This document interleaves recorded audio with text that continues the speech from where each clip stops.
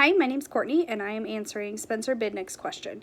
His question is in reference to North Korea testing nuclear weapons, and he asks, why hasn't the U.S. done anything? Can any country just disregard rules and openly carry out nuclear tests? I'm going to answer this question in three parts. First, why hasn't the U.S. done anything?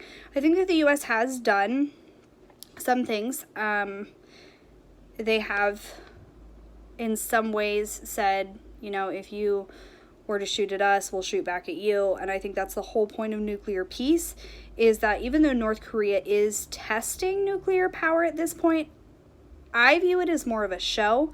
And I think that the North Korean government has even kind of said that in a roundabout way, that it's a show of power, not necessarily that they plan on using them. Obviously, Kim Jong-un is somewhat of a loose cannon, for lack of a better term. But I think that most leaders of countries that have nuclear weapons know that if you shoot at them, they shoot back at you, and nobody wins. So I think that's kind of the point of nuclear peace. So I would say that's why the U.S. hasn't done anything, because by going in and trying to disarm North Korea, I think it would create more issue than it would solve. Second part of the question is, can any country just disregard rules and openly carry out nuclear tests? I, for one, prefer that they openly carry out nuclear tests than, behind closed doors do it where no one knows what they actually have. I think when things are openly done, at least gives the entire world kind of an idea of what nuclear power there is.